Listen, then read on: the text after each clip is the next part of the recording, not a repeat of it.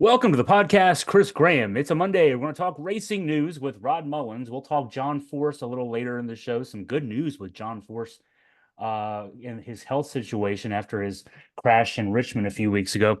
We'll start, though, with NASCAR and a rainy Sunday in Chicago. I don't know, Rod, if what we saw towards the end of the race was a first or just a first in a long time, but a racing against the clock, I don't think I've ever seen that. That was interesting to see. Yeah, I've never seen that before. Never.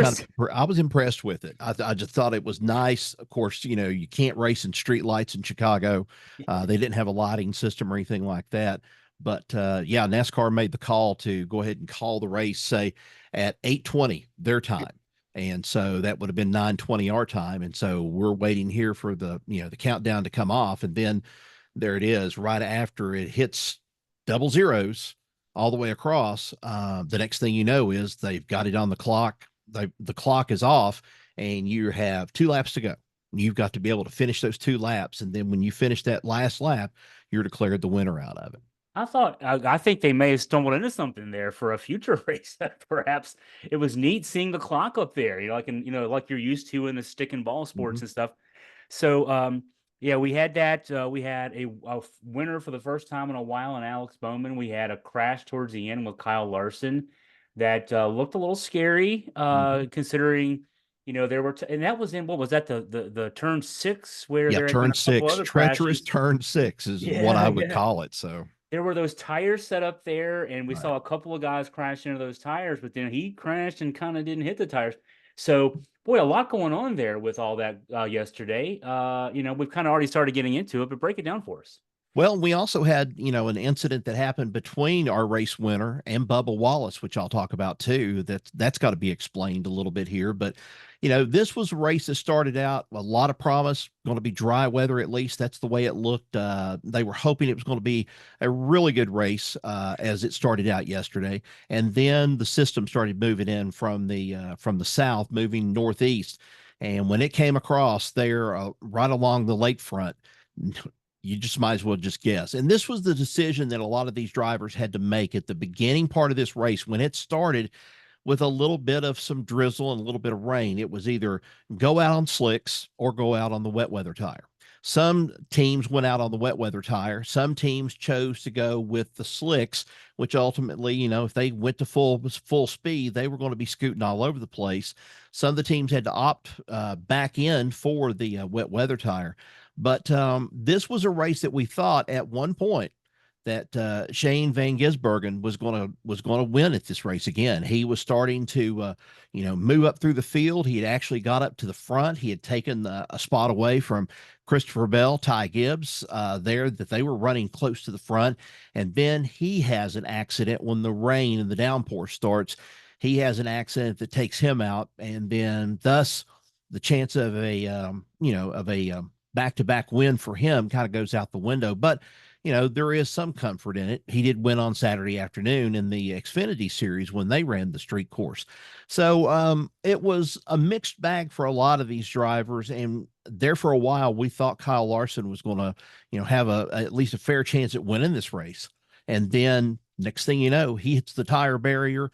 I forget how many 1,000 pounds they said that those concrete barriers were, but he managed to go, it seemed like almost go underneath the tire barriers, then hit the concrete wall in a very hard hit.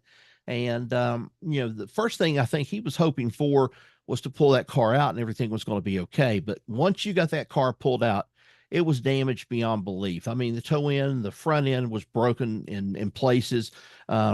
It pretty much sealed his fate of what was going to happen. But it ended up his teammate ends up winning the race and making a move to go out in front ahead of Josh Hand there toward the end of the race. And, then you have the situation of where you beat Tyler Reddick out. Tyler Reddick was coming and charging there toward the very end, right about the time that the clock ticked down to zero, and tried to make his move, but he just didn't have what he needed. Yeah, Reddick, he had that little bump into the wall Mm-hmm. on one of the later turns in the last lap. He even talked about it afterwards. He was asked about what happened there in that last lap, and he kind of was silent for an uncomfortable few seconds and just Mhm. he said basically I just screwed up. I mean, Yeah, because he had cut a lead that had you I want to say it was a 3 or 4 second lead down to about 1.2 seconds. right. And man, because Bowman, understandably, I think, with his big lead, and you're in those last two laps, you're Hmm. probably being a little conservative there. Hey, these are tight corners here. I don't want to hit anything. I don't want to do what he ended up doing. Right. And so, he's letting off the throttle a little bit, and then yeah, that ended the race right there, pretty much for Reddick. Yeah, and I think the other thing too that I kind of looked at it and I almost could swear that he had tears in his eyes because this was something that was so close to him that he had a chance at pulling off this win. And like you said, he just looked at the camera and just said, basically, I screwed up. And this is one of those things that happens in NASCAR, wins, whether they're on a street course, whether they're on a road course, whether they're oval, it doesn't make any difference when you make a mistake and you slip up there toward the very end of the race. It's one of those things that can cost you before it's over with. But hey, I mean, I'm just going to tell you this. I'm just surprised Alec Bowman. He was off the radar on this race almost all week. Nobody had been thinking about him except he had been placing. Had some good numbers of placing. Were in the top 10 and so forth, but he ended an 80 race drought, and he almost sounded like Tim Richmond after it was all said and done. Because quote, the last time we won, we really didn't get to celebrate. We're going to drink so much damn bourbon tonight, as he said, who clinched his spot in the playoffs. It's going to be a bad deal, as he went on. I'm probably going to wake up naked on the bathroom floor again. That's just a part of this deal sometimes. End quote. Hey, that's he's being honest there. That's a good thing. So bad luck now. 2 straight years the Sunday race in Chicago has rain. It's not Chicago's fault, obviously, just one of those Right. bad breaks. But we had talked about this for the last week or two leading up to the race that this race is not on the schedule for the near future, at least for Mm-hmm. NASCAR. What's the sense? Is this something that we may see revisited in the future? We may see it revisited in the future. I know that there was some talk yesterday of the mayor speaking at the drivers' meeting, big drivers' meeting before everything started. And the mayor, the new mayor there in Chicago, was pledging his support for this race. He loves it. He just loves it, thinks it's a great way to bring people in. You would have people say that, they had a jam packed crowd there, but the rain dispersed a lot of people as it went on. But to me, I think the thrill of it, I told my wife while we were watching the race yesterday, I think the thrill would be watching the race from one of the high rises as they come around through there at Grant Park and coming through there at the lakefront. I think that would just be just fantastic to be able to have that kind of point of view and be able to see that. But it's one of those things that's on hold right now. I don't know if they're going to go back to it. There's maybe talk that they may go to another track or another road course or street course before it's over with. I know that there is talk. There's some people saying, why not bring it to the west coast of Florida and put it over in St. Pete over near Tampa? That's one idea. There are people talking about maybe getting them out in California, out in Venice, out there, and being able to race. They usually have a street race out there. It's anybody's guess right now. I think the successful part of it has been that you've had a non-traditional NASCAR driver win the first race. Then you have a more, I don't know, more traditional kind of NASCAR driver win the second race. But, still there's room for some improvement there. I think that they could probably change some things and make it a little bit more of a more fun race, maybe do something about timing wise. I know they're trying to avoid the heat because the heat was one thing that they were talking about, but then, what happens? It rains. So we're just going to have to wait and see on this. Just have to find out what they're going to do and how they're going to place this. NASCAR has had to foot a lot of this bill when they went to Chicago. Chicago's put up so much money, but Chicago technically not in a very good financial shape right now. And so NASCAR has had to help them out on a lot of things, considering to try to help them get going. And that's what we've had for the end result after two races there in Chicago. After all these years of covering local government in addition to sports, Hmm. local and state government in addition to sports, I'm just impressed that a city like Chicago, the size of Chicago, one of the biggest three cities in this country and one of the biggest cities in the world, Hmm. and figure out a way to, I mean, you got to put all these barriers up to protect Yep. those buildings in the middle of a town, and you got to close streets and close parkways and interstates and all this kind of stuff. And the just the logistics that goes into this, the months of planning that goes into it, and then the weeks of work that goes into it to bring it off. That's impressive. That'd be Hmm. impressive in any city. I mean, on a much, much, much smaller scale. I remember when the city of Waynesboro, where I'm based, years ago, was involved in the Tour du Pont. That Hmm. the effort to do the bike race, kind of like the Tour de France, and just Waynesboro's small participation in that seemed like there was months of work. And so I can only imagine what it took to bring this off in Chicago. So, if the mayor is behind it, that's a huge get. That's Hmm. that's saying, hey, I'm willing to throw the machinery of government behind this. We want to do Yep. this again. That makes it a lot easier for NASCAR. Yeah, I think it does too. I think it was a great shot in the arm, at least for NASCAR, at least hearing that coming from the mayor there. And for some of these drivers, I think they want to come back again. They want to race this course. Some of them didn't have as bad a time this round as they did last year. I know that Kyle Busch had a lot of troubles last year. He ended up finishing ninth out of the whole fray, but you had some others in there that didn't end up winning or didn't end up being at the top like they'd hoped to.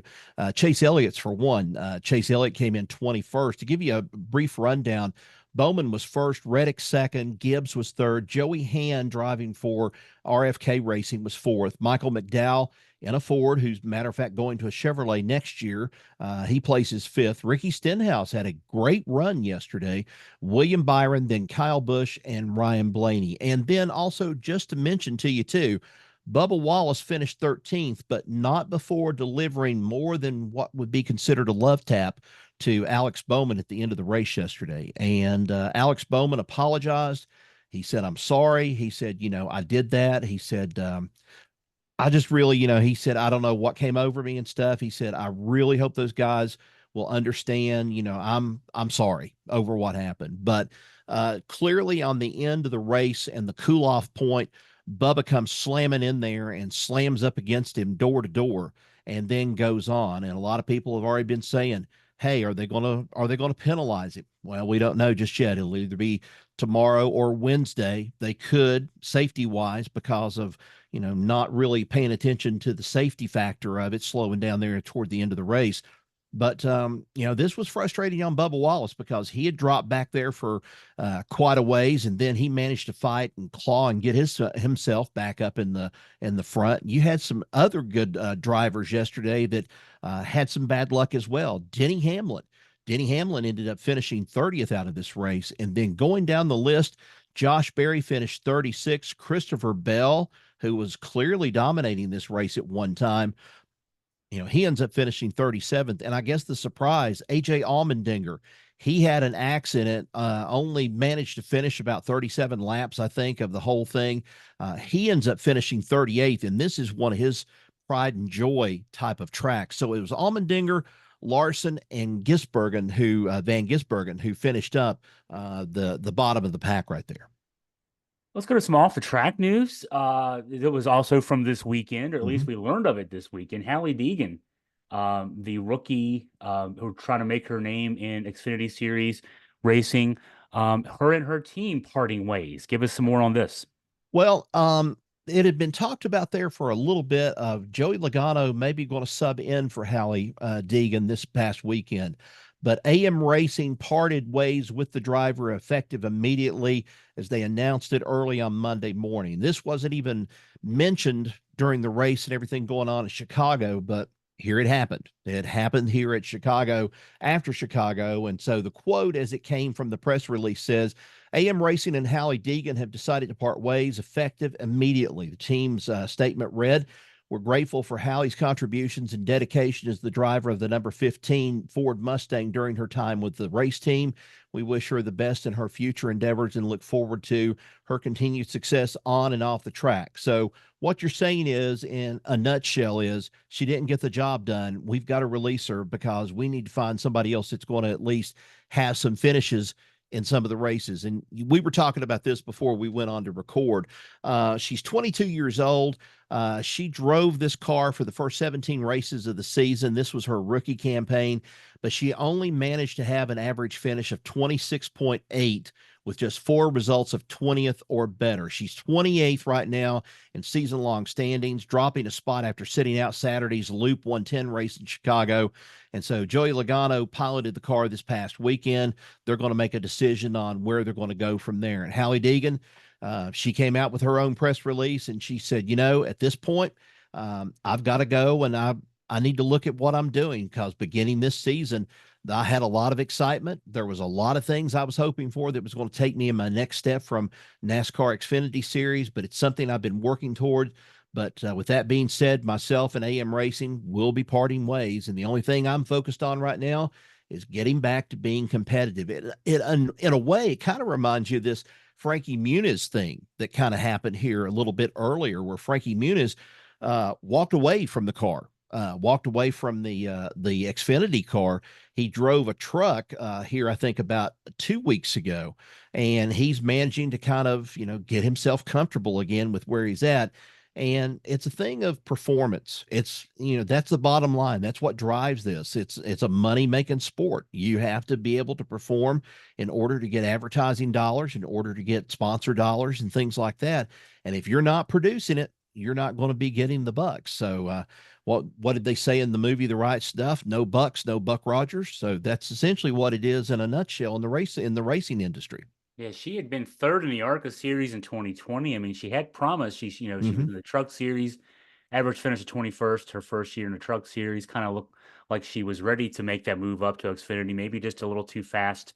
Right. But she's still young, but maybe at a crossroads, even being young, no doubt, a lot of stuff. We'll be watching her in the next, few months, see if she gets another ride, whether it be an Xfinity or truck Mhm. series or back into ARCA.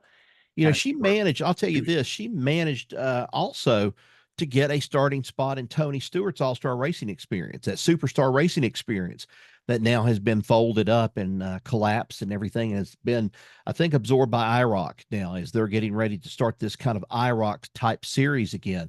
But she was doing okay in that. I wouldn't say that she was doing great, because she was up against some tough competition with some of these drivers. Some of them former NASCAR drivers, some of them current NASCAR drivers, but she was kind of holding her own there.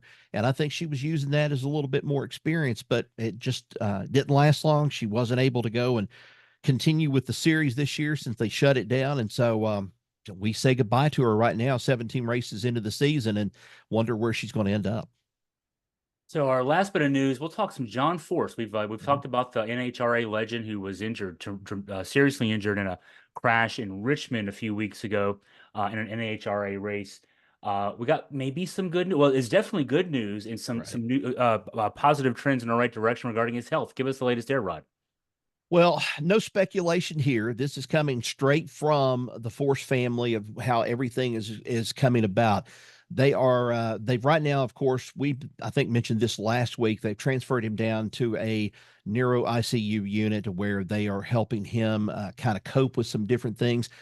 And here it was. We got to the end of the week, and I think the thing that really jumped out at me was over the weekend, and I see a picture of John Force sitting there with that trademark smile on his face, holding his right hand up, and then surrounded by family there. Brittany's there, Courtney's there, his wife is there.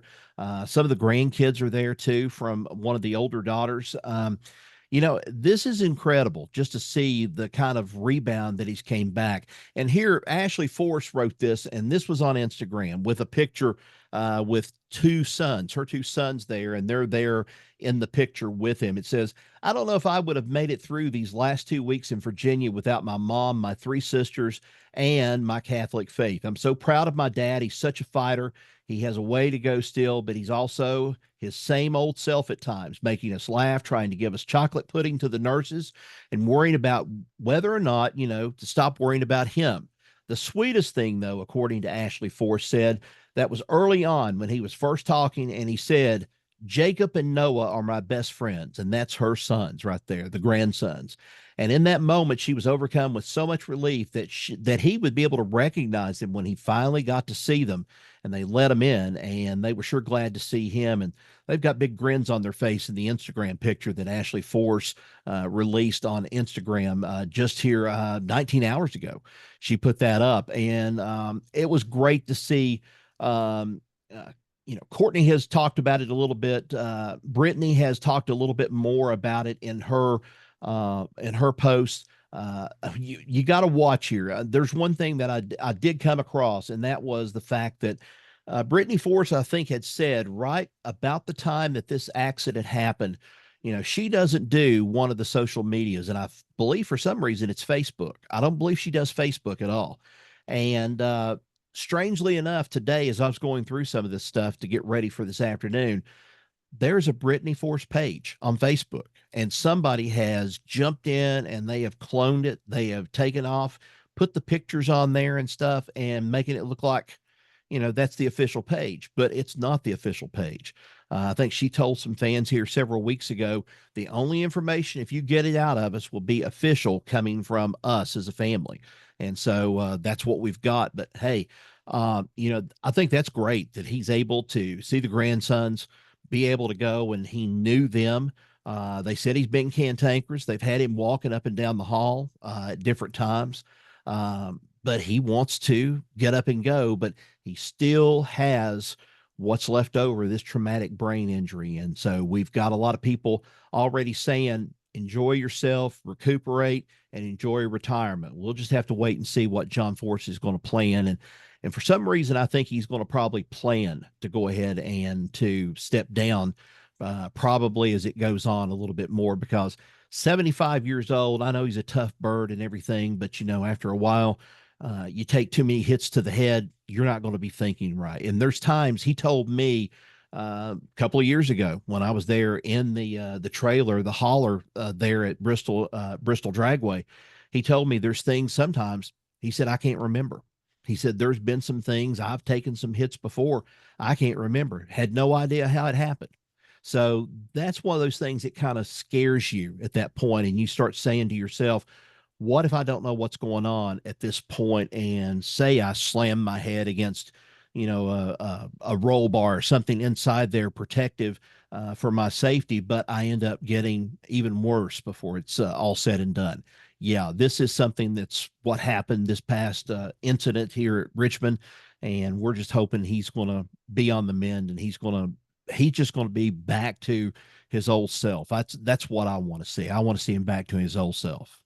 You take the kind of hit he took in that crash. If you're 25 years old, Right. that's a bad hit. Oh yeah.